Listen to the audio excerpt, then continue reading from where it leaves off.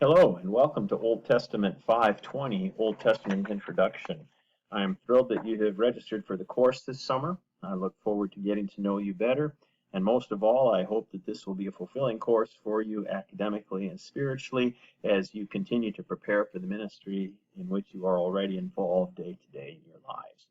I look forward, like I said, to getting to know you better throughout the summer and also to seeing the progress which you have made. Let us begin with prayer. O God, we come with praise and thanksgiving today for the start of a new semester and for the chance to study your word as contained in the Old Testament.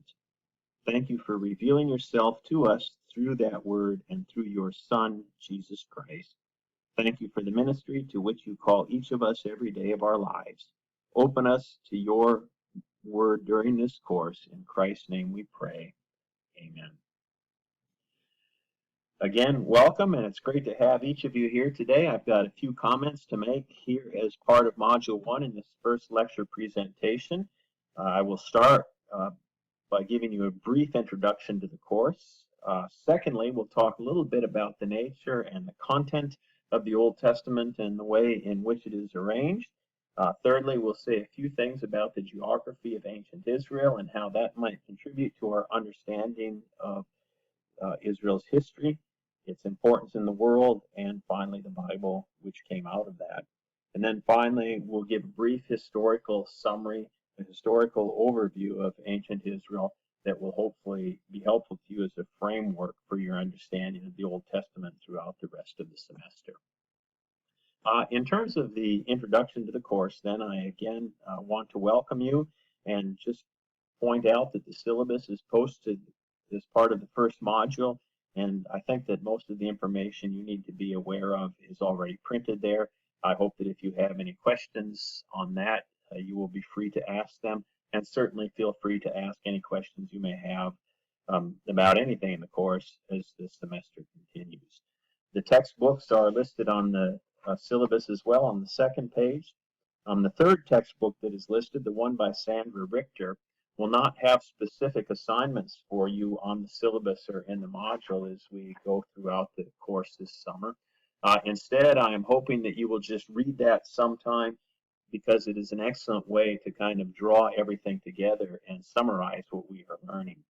And it will be particularly important for you to read that book because part of it will be the topic of your final examination at the end of the course. Okay, so I hope that you will get the chance to read that and learn from it and demonstrate your learning from it on the final exam. Of course, one of the challenges of doing an online class is that we are not able to be face to face for the kind of discussion and interaction that is so important in the learning process.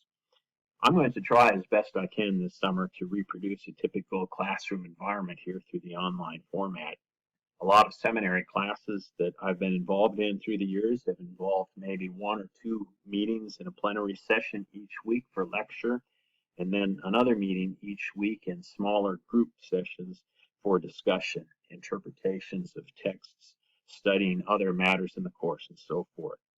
And so because that's generally a durable learning plan, again, we're going to try to reproduce that this summer. And so to do that, I will post either one or two lectures for you to listen to each week in the Course Center in Moodle. And you obviously figured out how to do that now because you're listening to this lecture. And then instead of having face-to-face discussions, we're going to have our discussions in the discussion forums, which are going to be part of each module. There will be questions that I will ask each of you to respond to, and then I will also ask you to respond to some of the postings that have been made by your classmates. As part of Module 1, I have already included the rubric that I'm going to be using to evaluate your participation in the discussion forums, so I hope that you will take a look at that and again answer me if you have any questions. So let's go on now and jump right into the Old Testament itself by talking a little bit about the content of the Old Testament and the way in which it is arranged. First, let me begin by saying that, of course, the Old Testament was not written by one person who sat down one day at his desk and started writing, "In the beginning, God created the heavens and the earth." and sat there and kept writing with only sleeping and eating breaks until he had written finally the last verse of Malachi. As I'm sure you're aware, the process of producing the Old Testament was much more complex than that, and in a lot of cases, it's going to take hundreds of years for the Old Testament to be written from beginning to end. And even each of the individual books within the Old Testament were sometimes written over a tremendously long period of time. And to get a better idea of that, I would encourage you again to look at page 20 of the Arnold textbook, where he talks about the 4 kinds of people who were involved in the writing of the Old Testament. He mentions the anonymous authors who wrote these earliest stories individually. He talks then about the collectors or compilers who took some of these individual stories that had been written and started to gather them together into a longer, more coherent narrative. He talked about the editors and the redactors that continue to give those form, and then finally to the scribes and the scholars who sort of finished the process off of writing the Old Testament. So from the earliest writers, and perhaps around 1000 BC or even before, writing the very initial stages of the Old Testament until it was finished sometime after the exile, we're talking 500 or 600 years or even more. It's also important to remember that much of what we have in the Old Testament was originally spoken rather than written. It may have been passed down, these stories, these passages may have been passed down by word of mouth for a good number of years before the process of writing even started. So it was really a long and complex process, and I would refer you to the introductory chapters of the Arnold book to come to a better understanding of that. The next thing that Dr. Arnold talks about that I would like to draw your attention to would be the different shapes that the canon of the Old Testament can take. And it's different for Christians and Jews, and it's even different within different streams of the Christian tradition.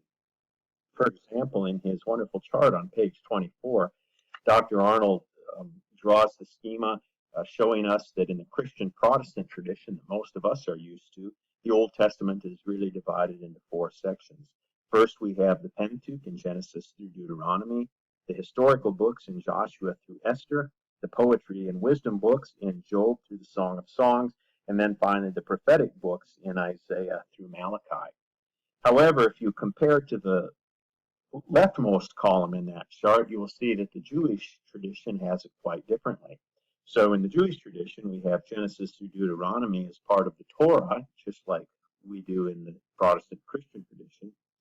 However, for the Jewish tradition, the books of Joshua through 1st and 2nd Kings are referred to as the former prophets rather than put in a category called historical books like we're used to. And then immediately after those books in the former prophets, they have Isaiah, Jeremiah, and Ezekiel, which are the major prophets of the category called latter prophets. And then we have the 12 books of Hosea through Malachi, which are sometimes known as the minor prophets of that collection known as latter prophets. Okay, and then the third section of the Jewish canon is going to be Psalms through 2nd Chronicles. So there are quite a bit of differences in the way that these are put together.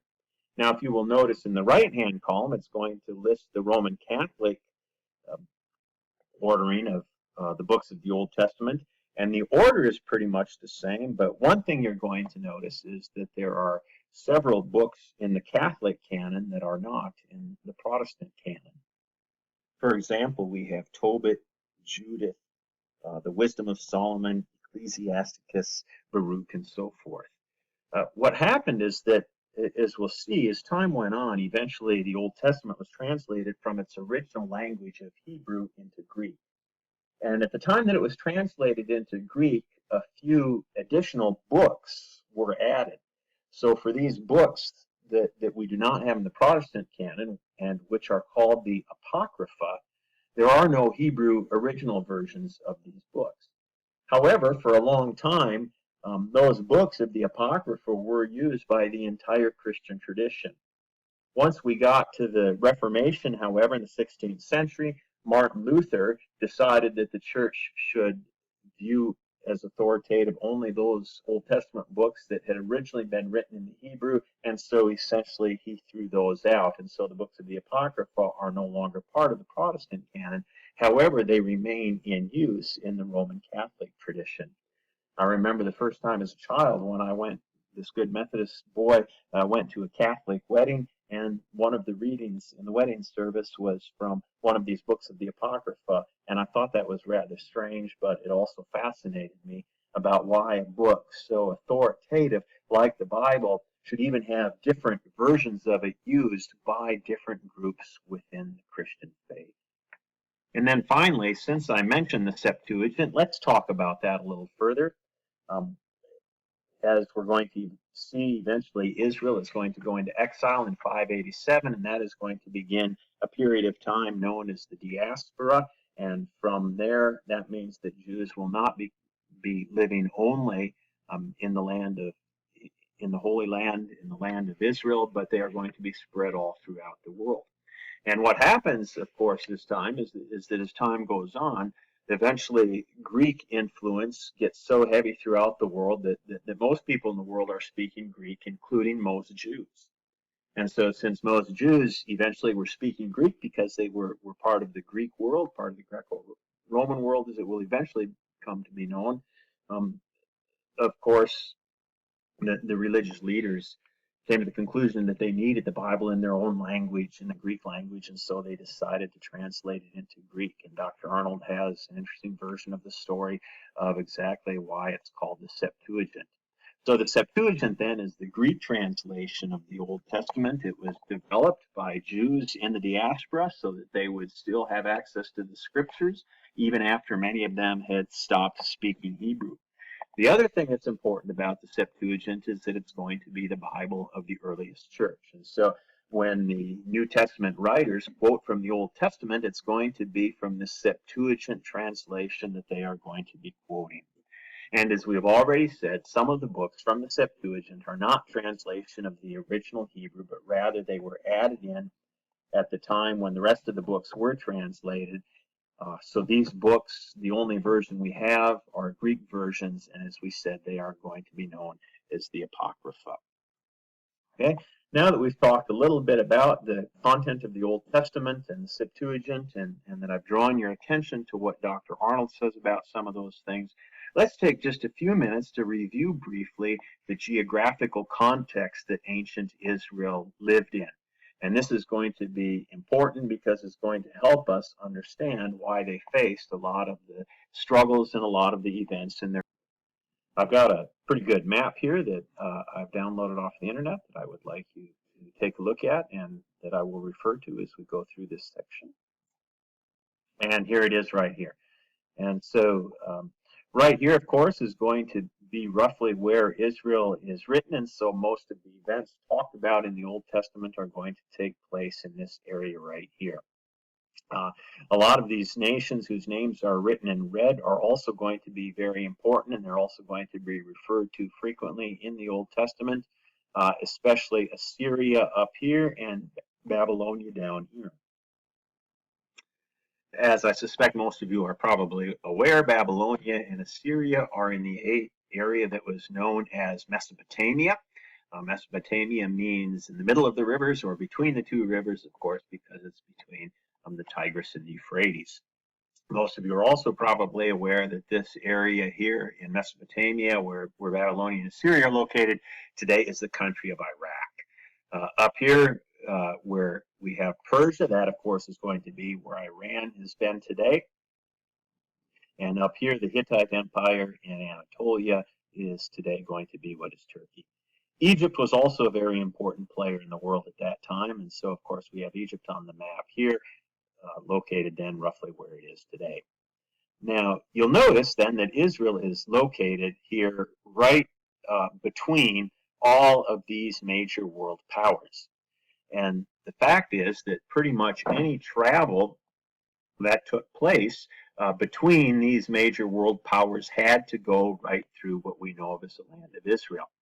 If you wanted to go from Babylonia, for instance, over to Lower Egypt with a caravan full of computers for the Lower Egyptian Best Buy store, you were not allowed to go or you could not go straight this way. I suppose you would have been allowed, but you would have died. Okay, it's much too hot here. There's no water, and so back in those days, with their forms of travel, you could not have survived the journey.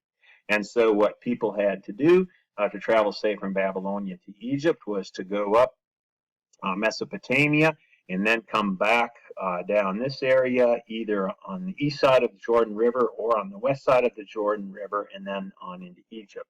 That is what you had to do if you wanted to survive the journey. Okay, the same thing if you wanted to go, say, for instance, from Egypt to Mesopotamia. The Hittite Empire was also important in those days, so again, traveling between the Hittite Empire and Egypt also involved going right through what we would come to know as Israel.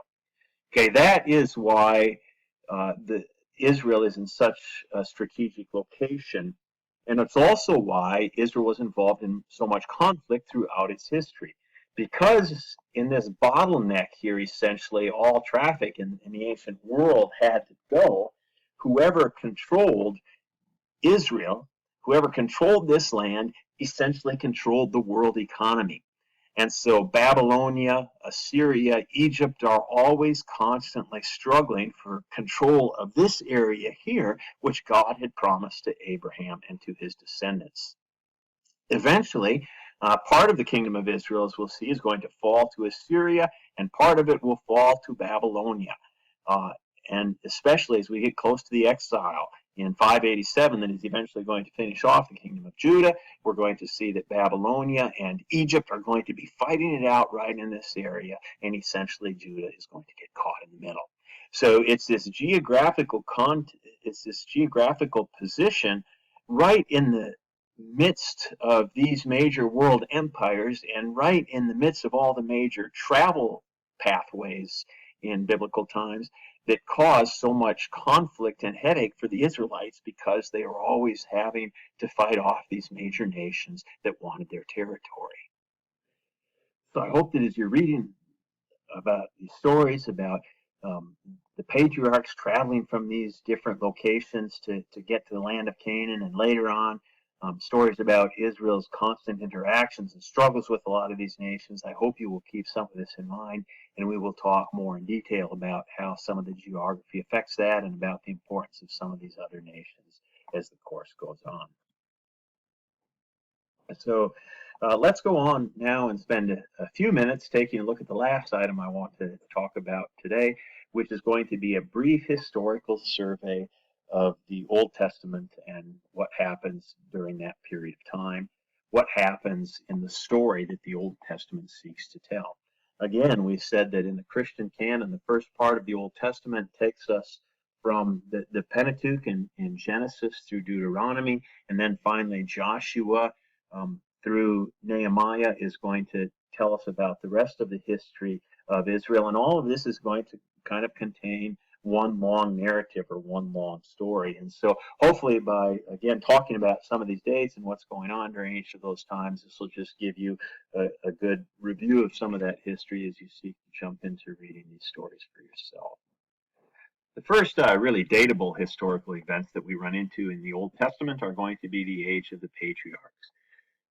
We'll give you the chance to read those stories again, starting in Genesis 12 and going all the way through Genesis 50, where it's going to tell us about Abraham and Isaac and Jacob and the 12 sons of Jacob, including Joseph and his trip to Egypt.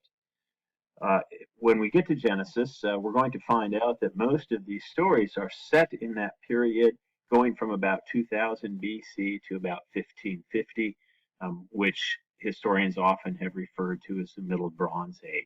And so sometime in that period, there was a lot of movement of peoples throughout the ancient world, movements of the Amorites and so forth, and the patriarchs were part of that whole series of movements. Now, you'll remember that once we get to the end of Genesis, finally Joseph is going to go down to Egypt, and eventually the whole family is going to be in Egypt. And scholars sometimes date the entrance to Egypt roughly in about the year 1550. Eventually, you'll remember some rulers come to the throne in Egypt who are no longer friendly to the Israelites, and so they are finally held in slavery and captivity until God appoints Moses to lead them out of Egypt. And 1280 is kind of the classic date for the Exodus. although the reading in the volume edited by Hess and Arnold will tell you a little bit more about some of those um, debates. Okay, so the Israelites rather are going to leave Egypt in about 1280, like we said, and from 1280 to 1020, that can be a period we often refer to as the Exodus, the conquest, and the settlement. So that period is going to include the moving through the wilderness, the sojourn at Mount Sinai, finally moving to the east side of the Jordan River, then crossing the Jordan River, spending some time in battles and settling down and making themselves a nation in that area. So this set of dates here from 1280 to 1020 is also going to include what we often refer to as the time of the judges. So this is going to be described in Joshua and Judges of the Old Testament. Eventually, we're going to find out that a group of people called the Philistines are going to settle along. They're going to come in boats and settle along the shore of the Mediterranean. They're going to be pushing eastward into the land of Canaan at the same time that the Israelites are moving westward. They are going to collide. They are going to face some conflict. And so eventually the Israelites are going to decide that they need a king. And so they're going to move away from that loosely organized confederacy of tribes that they were used to, and they are going to appoint for themselves a king and enter a period of time called the United Monarchy, which will last for about 100 years. This will include the reigns of Kings Saul, David, and Solomon. The reason we call it the United Monarchy is that during this time, both the north, which will eventually be called Israel, and the south, which will eventually be called Judah, are going to be ruled by one king, and they are going to function for the most part as one country. However, in 922, there's going to be a lot of disagreement that we'll learn about when we read 2 Kings, and so from 922 to 722 is going to be the period of time we'll know as the divided monarchy. Divided because there were two nations, the northern nation or the northern kingdom called Israel, and the southern nation or the southern kingdom called Judah. From 922 until 722, those two will exist as two separate nations. Sometimes they will cooperate with one another, but probably just as often they will be at odds with one another. They will have wars with one another, and so forth. That will last for 200 years until the year 722 BC. That is going to be the date for the fall of the northern kingdom and the end of the kingdom of Israel. In 722, the armies are going to come from Assyria, which we've already seen on the map in the northern part of Mesopotamia. They are going to come and they are going to essentially wipe out that northern kingdom of Israel altogether.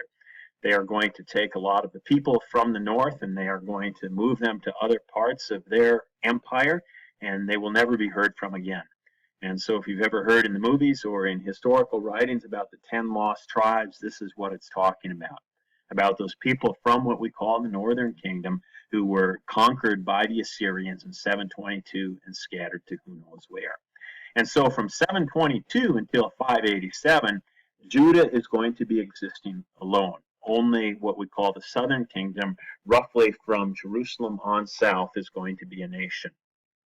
They will last until 587, and then the southern kingdom of Judah as well is going to fall.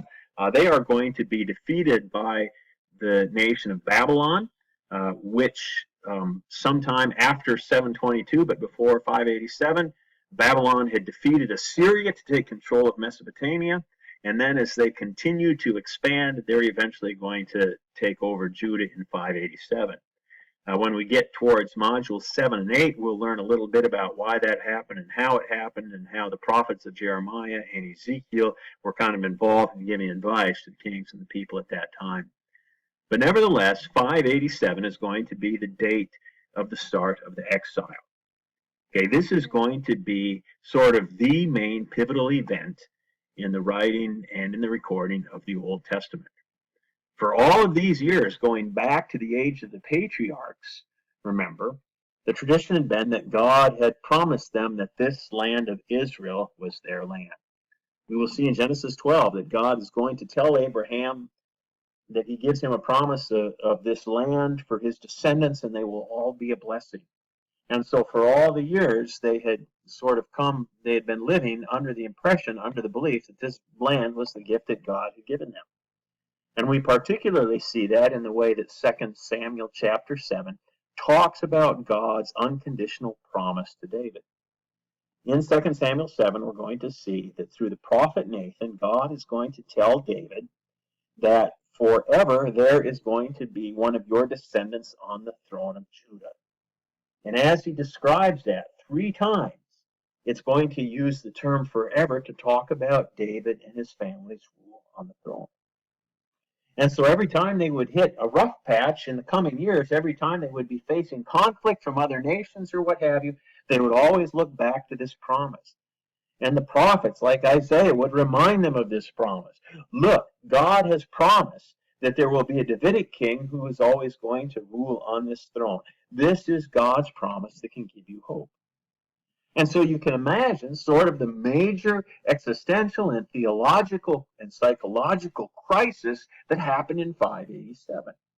When Babylon is going to sweep in, is going to utterly destroy the temple, destroy most of Jerusalem, destroy much of the land surrounding Jerusalem, and remove David's family from the throne and carry some of the people off into exile back to the city of Babylon.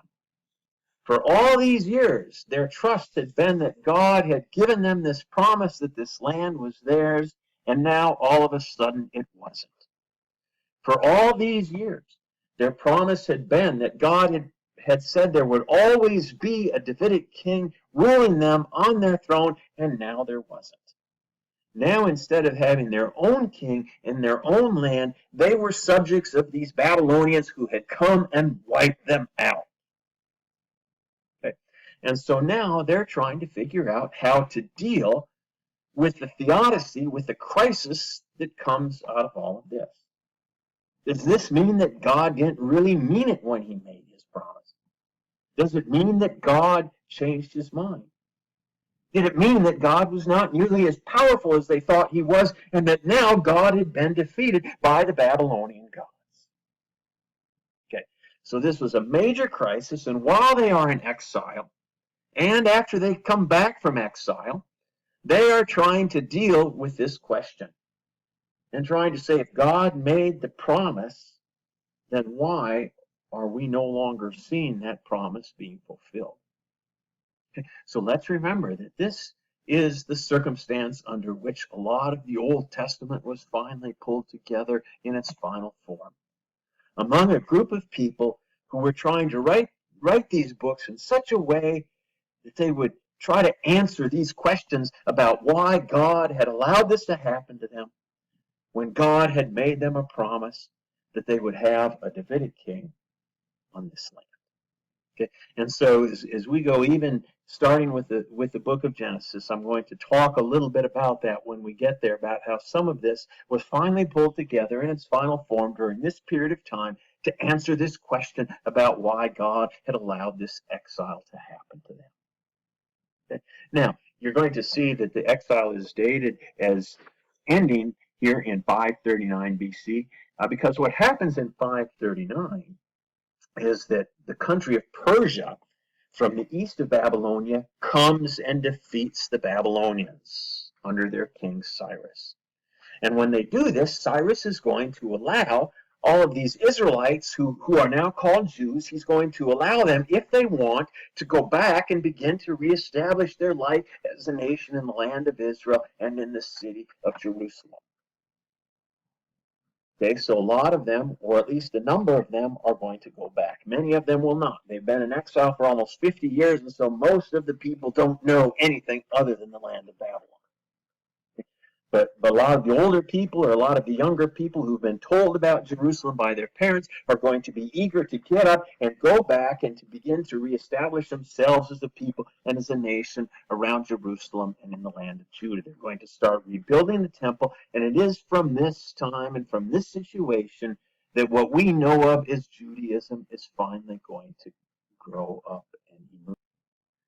And it is the books of Ezra and Nehemiah in particular that are going to talk about those efforts to reestablish a religion, to reestablish themselves as people in the Holy Land, and we'll see how that works, and we'll see about how the Old Testament, in particular the Pentateuch, the Torah, begin to come out of that as we read the story about how the scribe Ezra is going to return to Judah in 458 BC, bringing a copy with him of the Torah of God, which is probably very close to what we know of as the Pentateuch today.